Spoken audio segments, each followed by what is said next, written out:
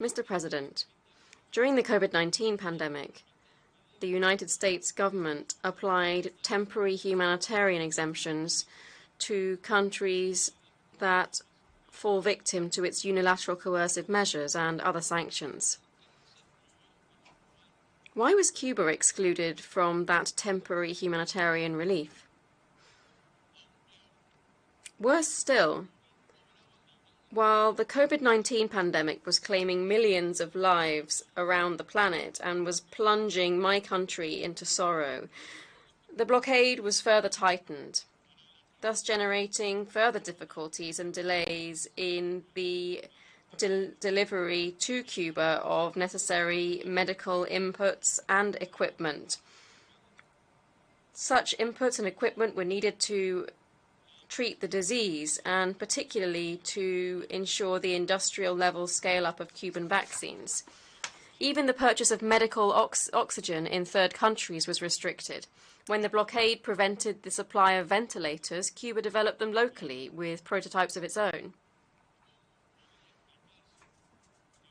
So how is it that a small country like Cuba has been able to defeat the COVID-19 pandemic with resources and vaccines of its own making? At the worst point in the pandemic, and despite our limited resources, we cooperated with other nations by sending 58 medical brigades to 42 countries and territories. These joined the more than 28,000 Cuban dedicated health professionals who were already providing their services in 59 different countries. But the blockade also hampers the national production of antibiotics, analgesics, hypertensive drugs, medicines to treat cancer and cardiopathies, as well as several other basic medications, which had never before been in such short supply in our hospitals and in our pharmacies.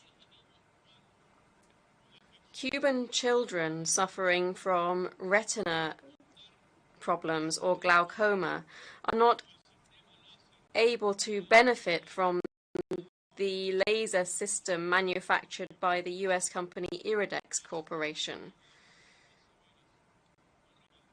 If this condition worsens, it even runs the risk of causing blindness. Nor do our children have access to US-made biological heart valves. Low birth weight babies have to undergo open chest surgeries because the ultra-low profile catheters marketed by US firms such as Boston Scientific are not available in Cuba. There is no way in which the United States government can justify the implementation of a policy that deprives Cuban children suffering from cancer from receiving the right chemotherapy to treat their condition. Rising to the challenge of saving and preserving life in the midst of such difficult circumstances is only possible thanks to the governmental and collective efforts that have been made by our people for decades to build a high-quality, robust system of science and health, deeply humanist in nature, and that is accessible to all Cubans at absolutely no cost. Mr. President, the blockade has also exacerbated the financial restrictions and the limited access to credit to repair, invest in, and maintain the country's thermal power stations. Suppliers have significantly raised their prices, noting the risk that they run when transacting with Cuba. After 26 years of uninterrupted work, the German group Continental Reifen Deutschland decided to terminate its relations with Unión Cuba Petróleo.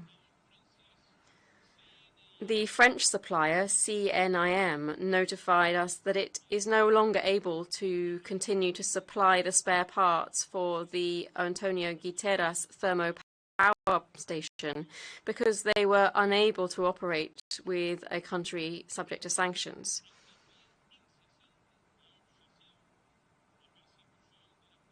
Equally unceasing and obsessive in nature is the persecution of investments and financial and commercial transactions associated with our country. Between January 2021 and February 2022 alone, foreign banks reported 642 direct steps taken against the Cuban banking system. In the course of the last year, a significant number of banks in third countries have refused to process payments to the suppliers of the Cuban food import company, Alimport. With permits subject to legal restrictions, Cuba can buy through the regular commercial channels a limited amount of agricultural products in this country, but it is forced to pay in advance and without access to credit, which is also extremely difficult because at the same time our sources of income are blocked.